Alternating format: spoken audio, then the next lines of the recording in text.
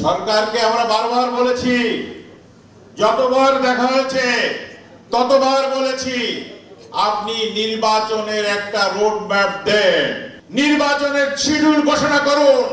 December থেকে June এটা বলা চলবে না। আপনি নির্বাচনের শিডিউল করুন এবং নির্বাচনের নির্দিষ্ট দিন দিন।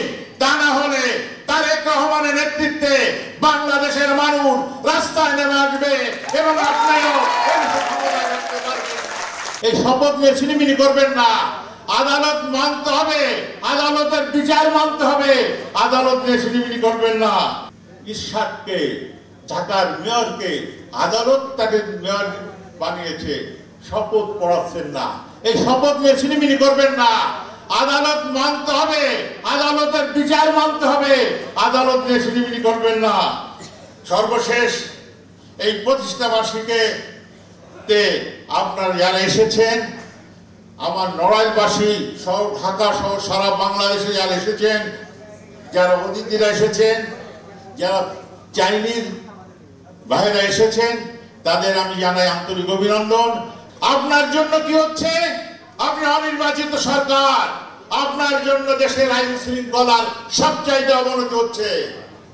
দেশে প্রতিদিন 10টা থেকে 15টা 20টা খুন হচ্ছে। নিত্য প্রয়োজনীয় দ্রব্য মূল্যের ঊর্ধ্বগতি হয়ে গেছে, মানুষের ক্রয় ক্ষমতার বাইরে।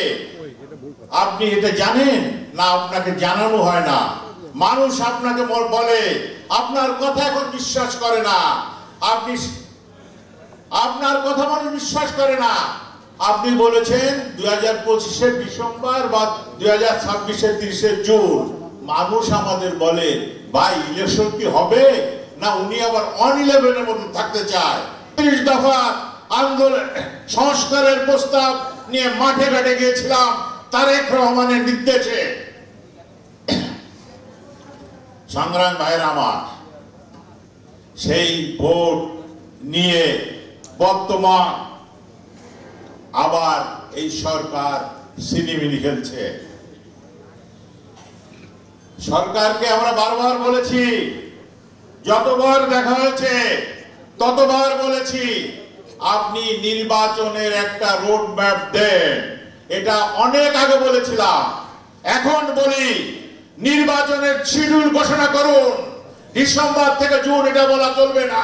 আপনি নির্বাচনের শিডিউল করুন এবং নির্বাচনের নির্দিষ্ট দিন দিন। তা না হলে তারেক রহমানের নেতৃত্বে বাংলাদেশের মানুষ রাস্তায় নেমে আসবে এবং আপনিও